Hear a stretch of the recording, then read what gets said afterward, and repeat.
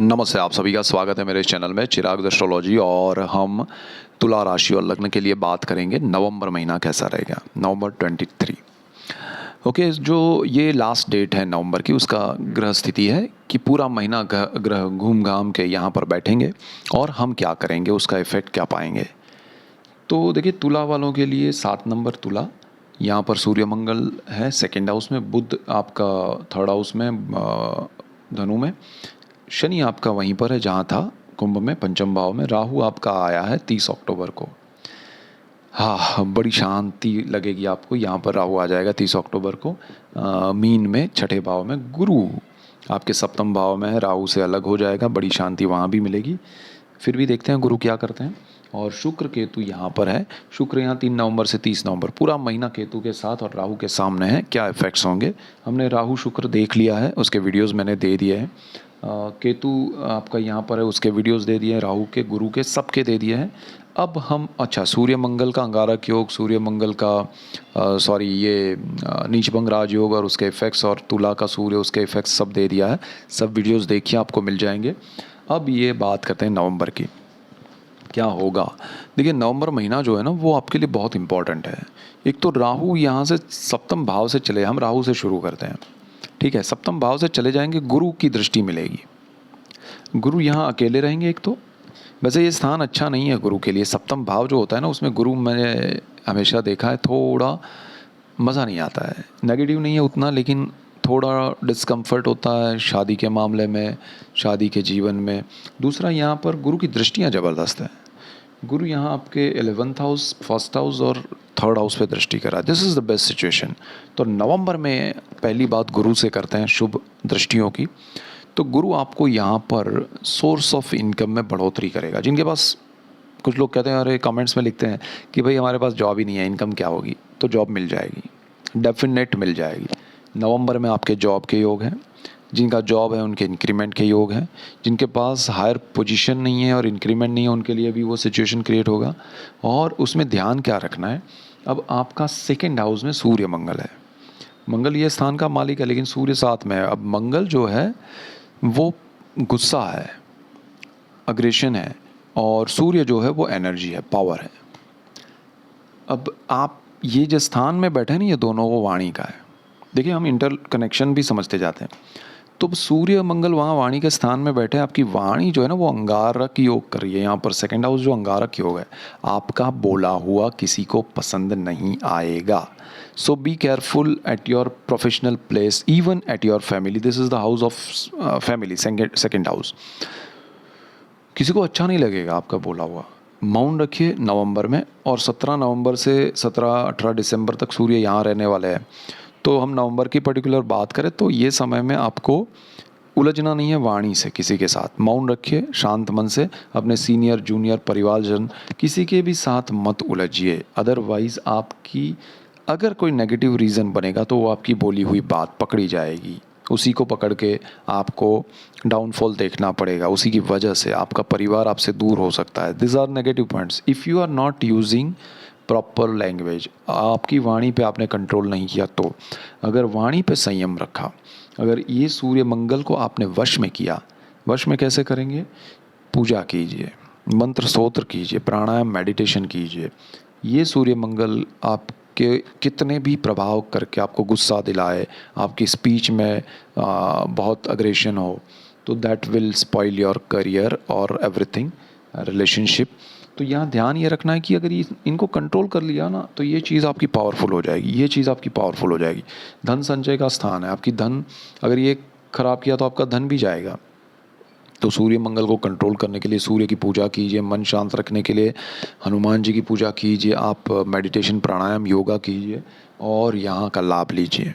गुरु की पावरफुल दृष्टि मिल रही है, आपके सोर्स ऑफ इनकम बढ़ेंगे, एक से ज़्यादा होंगे, कम है तो इनकम बढ़ेगी।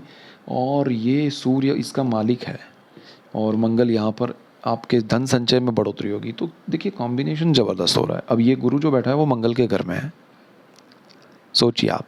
तो मंगल का मेष राशि है, उसका मालिक गुरु मंगल है, तो उसके घर में गुरु बैठा है। दृष्टि कहाँ कर रहा है, वो स्थान का मालिक कहाँ जुड़ा हुआ है और ये कहाँ। This is the main combination for you. नवंबर में अगर आपने ये ध्यान रख लिया तो आपको बाकी सब चीज़ें जो भी मैं बताऊंगा उसका कोई मायने नहीं है। ये आपने कर लिया तो आपका गोल्डन पीरियड है नवंबर में, समझ लीजिए। दूसरी बात, आपका गुरु जो है वो यहाँ पर दृष्टि कर रहा है, पॉजिटिविटी, माइंड सेट आपका पॉजिटिव हो जाएगा, मन पे सही दिशा, सही चीज़ें, सही लोगों का प्रभाव होगा, आपका सोचा हुआ बोला हुआ बात लोगों को अच्छा लगेगा, जीवन में अच्छा लगेगा, सही निर्णय ले पाएंगे। और इसका मालिक शुक्र है, भले वो नीच राशि में केतु के साथ, बट गुरु आपको पॉजिटिविटी दे रहा है। अब कुछ लोग क्या है कि देखिए, मैंने शुक्र के रिजल्ट्स अलग बोले हैं, शुक्र राहु के अलग है, केतु के अलग है, गुरु के अलग है, यहाँ मैं कॉम्बिनेशन दे रहा हूँ। तो जब अलग रिजल्ट्स हैं तो भाई यहाँ से जैसे कुछ पॉइंट्स, यहाँ से 10 पॉइंट्स ऐसे आ रहे हैं जो सही नहीं है, 4 अच्छे हैं 4 सही नहीं है, राहु के 4 अच्छे 4 सही नहीं है, तो उसमें से कॉम्बिनेशन कंबाइन क्या हो रहा है कि भाई यहाँ से जो 4 अच्छे बोले हैं उसमें ये भी है, तो दोनों पॉजिटिव ज़्यादा हो गए, नेगेटिव ये बोले हैं इसमें भी है, उठा लो, उसमें भी है। सो ये चीज़ आप थोड़ा करके जाइए तो आपको क्लैरिटी होगी। तो कुछ चीज़ें, मेरा कहने का मतलब ये होता है कि फल कोई केतु दे रहा है, कोई राहु दे रहा है, कोई गुरु दे रहा है, कोई मंगल दे रहा है, शनि दे रहा है, कुछ पॉजिटिव दे रहा है, कुछ नेगेटिव दे रहा है, तो उसमें से ये निकालो पॉजिटिव क्या क्या है, सब में है, अच्छा ज़्यादा कितने हैं वो आप समझेंगे, इसी के लिए मैं अलग देता हूँ। अदरवाइज़ तो मैं सीधा दे दूँ कि भाई ये कर लो, तो आपको कभी सीखना समझना नहीं आएगा। मैं चाहता हूँ कि आपका चार्ट आपको पता हो, कभी कभी ज़िंदगी में कुछ निर्णय लेने हो तो आप खुद ले सकें, आप खुद समझ सकें, इसलिए सो यहाँ पर आपको पॉजिटिविटी मिल रही है। अब गुरु की एक दृष्टि बुध पर है, बुध आपका जहाँ बैठा है वो गुरु का ही घर है, तो this is the best house. आप सही निर्णय ले पाएंगे, सही दिशा में साहस कर पाएंगे, ये साहस पराक्रम का आपके ब्रदर सिस्टर का है, सपोर्ट मिलेगा, उनके साथ वाणी में संयम रखिएगा, आपके परिवार का सपोर्ट मिलेगा, अगर वाणी में संयम रखा, ब्रदर सिस्टर का मिलेगा, this is the best situation. साहस जहाँ करेंगे वहाँ पॉजिटिविटी है, बुध अच्छा है, बुध आपके भाग्य का मालिक है, भाग्य पर दृष्टि कर रहा है, तो नवंबर मंथ आपके जीवन में सुख समृद्धि लेके आ रहा है। कंट्रोल यहाँ पर करना है, वाणी पे, गुस्से पे, आपका जीवन सुखमय ना हो जाए। नवंबर में आपको अच्छे अपॉर्चुनिटीज़ मिलेंगे, उसका कभी कभी क्या होता है, हमें अपॉर्चुनिटीज़ मिलती है, हमें सपोर्ट मिलता है, बट हम अपने उस दिमाग में, गुस्से में या किसी भी रूप में हम उसको अपने एक एंगर की वजह से, अपने ईगो की वजह से उसको एक्सेप्ट नहीं कर पाते या चीज़ें नहीं करते हैं, चला जाता है समय, फिर वो चीज़ें चली जाती है, फिर हम रियलाइज़ करते हैं कि हमने यार गलती कर दी। सो ये वही चीज़ मैं बताना चाहता हूँ कि आपको ये गलती नहीं करनी है। मेरा वीडियोस जो भी देखेंगे उसमें वही होगा, रेमेडीज़ यही है कि कहाँ ध्यान रखना है, कहाँ नहीं। साहस अच्छे होंगे, सपोर्ट मिलेगा। अब ये जो स्थान है जहाँ गुरु बैठा है, ये स्थान थोड़ा दूषित करता है, मैंने कहा, तो आपके लाइफ पार्टनर के साथ ये समय, ये 1 मई तक यहाँ रहने वाला है, हर महीने मैं इसके बारे में यही बोलूँगा। सो ध्यान रखना है कि लाइफ पार्टनर के साथ उलझना नहीं है, उनको समझ के चलना है, उनको सपोर्ट करना है। ये गुरु का प्रभाव होगा कि आपको डिटैचमेंट थोड़ा होगा, बट अल्टीमेटली कोई बात नहीं है, मंगल है, उस स्थान का मालिक है। अभी तो अंगारक योग में है, तो थोड़ा और ज़्यादा ध्यान रखना पड़ेगा। बट पार्टनरशिप अगर आप बिज़नेस में कर रहे हैं तो वहाँ थोड़े नेगेटिव रिजल्ट्स मिलेंगे, पार्टनरशिप ब्रेक हो सकती है, पार्टनर्स की वजह से आपको या आपकी वजह से पार्टनर को गुस्सा, वाणी में एक दूसरे के विरोध का सूर और सारी चीज़ें स्पॉइल होने के योग बन रहे हैं। तो बिज़नेस पार्टनर के साथ ऐसा हो सकता है, लाइफ पार्टनर के साथ ना हो, उसका ध्यान आप रखिएगा। और दूसरी चीज़, शनि यहाँ पर था, है और काफ़ी समय तक रहने वाला है। शनि पंचम भाव में है, आपका पंचम भाव का मालिक है, और ये स्थान स्टॉक मार्केट का है। शनि लॉन्ग टर्म का प्लैनेट है। स्टॉक मार्केट में लॉन्ग टर्म में अगर आप कम से कम, लॉन्ग टर्म का मेरा मीनिंग है 10 साल या उससे ज़्यादा, ये समय में ड्यूरिंग दिस सेटेन आपने इन्वेस्टमेंट किए, आप सुखी हो जाएंगे।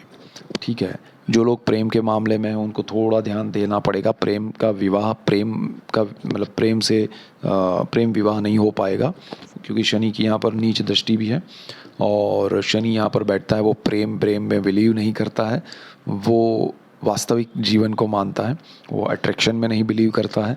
तो शनि यहाँ पर नेगेटिव हो रहा है उस मामले में, बट अल्टीमेटली रिजल्ट्स पॉजिटिव देगा, आपको बाद में रियलाइज़ होगा। स्टूडेंट्स के लिए बेस्ट है, लॉन्ग टर्म रिसर्च, पढ़ाई, पोस्ट ग्रेजुएशन उनके लिए बहुत अच्छा है, लाइफ में सुख समृद्धि देगा।